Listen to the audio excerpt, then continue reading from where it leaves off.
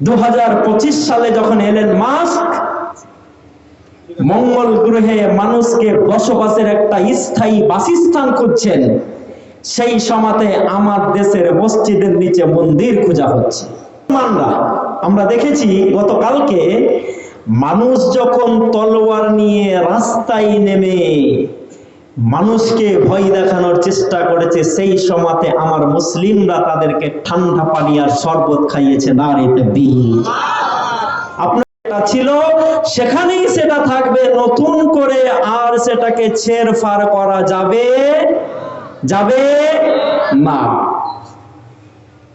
তাহলে আজকে যে জিনিসটা আপনারা করার চেষ্টা করছেন, মানুষ 2025 সালে যখন এলেন মাস্ক মঙ্গল গ্রহে মানুষকে বসবাসের একটা স্থায়ী বাসস্থান খুঁজছেন, সেই সময়তে আমার দেশের মসজিদের নিচে মন্দির খোঁজা হচ্ছে। হচ্ছে না? অথচ এটা খোঁজার দরকার ছিল না। মাটির তলে মানুষ খনিজ পদার্থ খুঁজে, তেল খুঁজে, গ্যাস খুঁজে, আর এখানে মন্দির খোঁজা হচ্ছে। গতকালকে 6 এপ্রিল পার করলাম তো আমরা, নাকি কি ছিল গতকালকে? এই তো বলেছে আমার বাবু ভাই আমার খুব ভালো ফ্রেন্ডস, ভালো মিত্র। তো গতকালকে 6 এপ্রিল রাম নবমী ছিল তো বাংলার মাটিতে। আলহামদুলিল্লাহ সেরকম কোনো বিচ্ছিন্ন ঘটনা ঘটেনি, আলহামদুলিল্লাহ, আল্লাহ হেফাজত করেছে।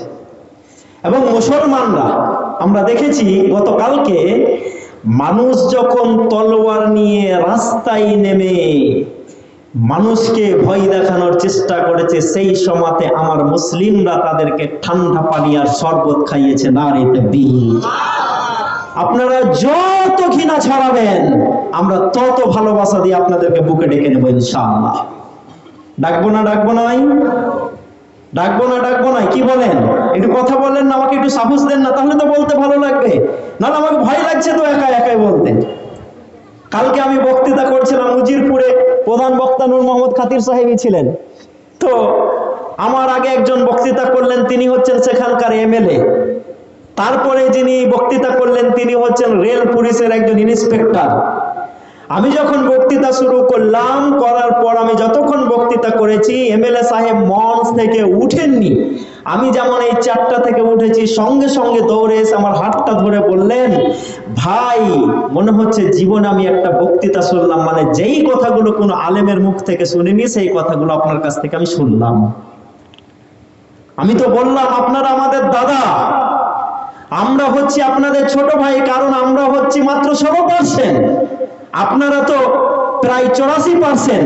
আপনারা হচ্ছেন আমাদের দাদা, আপনাদেরকে আমরা সম্মান দেব আর আপনারা আমাদেরকে ভালোবাসা দেবেন। এবং আমি বলেছি আমরা 30শে মার্চ আর 31শে মার্চ পৃথিবীর 200 কোটি মুসলমান ঈদুল ফিতরের নামাজ পড়েছি।